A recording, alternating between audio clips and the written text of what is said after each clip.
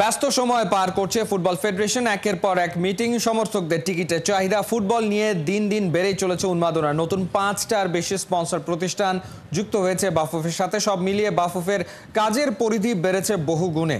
Arnab বাপির report. বছরের পর বছর নেতিবাচক খবরের কারণে শিরোনামে থাকতো বাফুফে। হঠাৎ হাওয়া বদলে যাওয়ায় সভাপতি হিসেবে তাবিদ আওয়ালের নেতৃত্বে বর্তমান কমিটি পাচ্ছেন বাহবা। পেছন থেকে কাজ করছেন আরও একজন, উনি বাফুফের সাধারণ সম্পাদক। বাংলাদেশ ফুটবল ফেডারেশনের বর্তমান সাধারণ সম্পাদক কিন্তু কথার থেকে কাজে বেশি বিশ্বাসী। তাই ইদানিং তাকে খুব একটা ক্যামেরায় দেখা যায় না। সারাদিনে এখন ওয়ার্কিং আওয়ার কিরকম দিতে হচ্ছে এই সামনের ম্যাচটাকে ঘিরে? না, এটা হচ্ছিল একটা খুবই গুরুত্বপূর্ণ দুটো ম্যাচ। আমি আশা করতেছি 10 তারিখের ম্যাচটা আপনারা আসলে নতুনভাবে দেখবেন। আমার অফিস প্লাস আমাদের এক্সিকিউটিভ কমিটি সবাই দিনরাত কাজ করে যাচ্ছে যেন একটা সুন্দর ম্যাচ আমরা আপনাদের উপস্থাপন করতে পারি।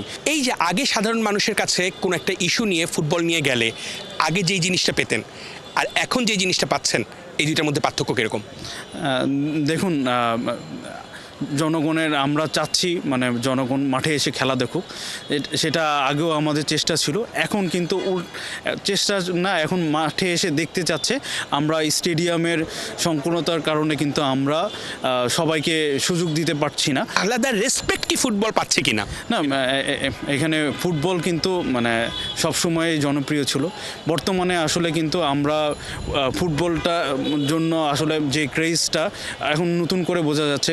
নতুন কতগুলো স্পন্সর এই কয়দিনে সংযুক্ত হয়েছে ফুটবল ফেডারেশনের সঙ্গে? দেখুন, নতুনভাবে আমাদের সাথে অনেকেই সংযুক্ত হয়েছে এবং অনেকেই আশা প্রকাশ করছে যেন আমরা ফুটবল ফেডারেশনের সাথে সংযুক্ত হতে পারে।